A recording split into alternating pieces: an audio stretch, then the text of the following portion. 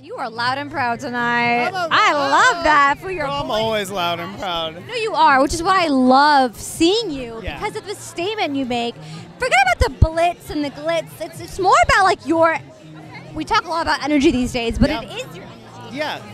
Does it come from this beautiful stone, which I want to know what it is? Oh, thank you. Oh my God. So this is a great story. I was dancing next to this very attractive man at the where was I? Therapy nightclub in New York City. This is when I was single. Hail, don't be upset. But he just looked over at me and he was like, "You're so beautiful." And I was like, "Thank you so much. I love your necklace." And he said, "I made it. It is yours." And he put it on me. And then, yeah. So this is the product of that meeting. It's actually a really cute story. It's an adorable story. We didn't date, but he was very, very kind. Your boyfriend's name is Hale. My boyfriend is Hale, and he's the I best. like that he allows you to wear that because Yeah. it shows that you are adorable, Frank. Yeah, I don't know that he knows the story, so. Oh, well, now you know if you watch it. Okay. Okay, wait, so let's talk about LGBT 50th anniversary Yes. first Yes. because we're here and Yeah. it's so cool that we're 50 years here. Yes. And you're performing and everything.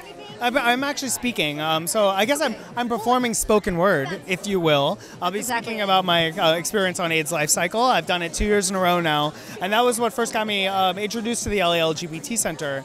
And I wanted to see where my money went, so I went to the president, and I wanted to talk to Lori Jean, and she took me through the entire organization. I saw firsthand what they do. Yeah. It's amazing. They have an entire pharmaceutical wing to help people that are they can't afford HIV meds.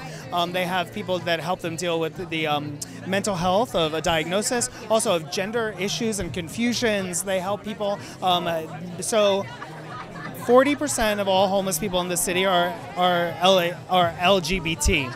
And I think that's because when they get kicked out of their homes for coming out, they get on a bus and they're like, "I'm going to go to LA. I'm going to go to Hollywood. It's a magical place where nothing can go wrong." And then they get here and realize, wow, if you don't have access and you don't have money, this is a shitty place to get by. So you have to sell yourself and you have to sell drugs. And you resort to some terrible things. So the LA LGBT Center takes them in, gives them a skill, teaches them how to wait tables, teaches them how to cook, and they dress them for interviews. They send them out, and then when they get a job, they say thank you so much, and they help them get an apartment. I mean, they're amazing.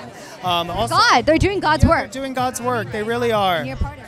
Yes, I am, and it's an honor. And also, they do the same thing for senior citizens because senior citizens that are gay are usually alone and are not supported by their family the way that heterosexual senior citizens are. It's a sad statistic, but it's true. So they also help them deal with being a homeless senior citizen in the part of the LGBT community. Now, lastly, I don't want to make this too dark because you're so full of energy and so full of light, but there is a statistic as well about how there's a decline of millennials who find to be uncomfortable around some LGBT people, finding out their doctor is gay or their teacher is gay.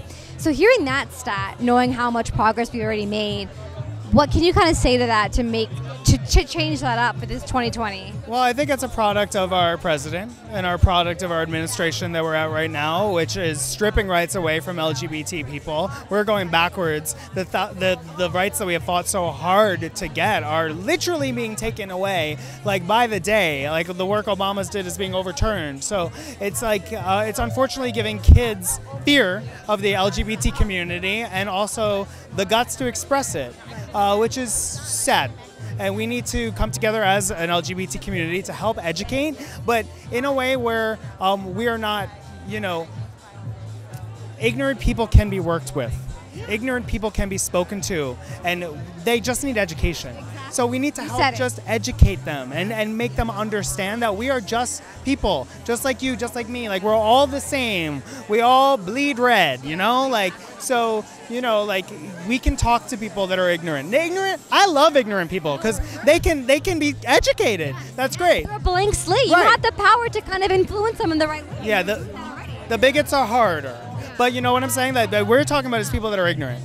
And I think that they can be educated, and we need to do that as nicely as we can, and we also need to really support our allies right now, because our allies are people in positions of power that can help the LGBT community, but are sometimes afraid to do that because they don't think that we'll have their back. When they come out in public support of us, we need to be like, we are standing there right with you. You get all of us. So it's just an important thing to do.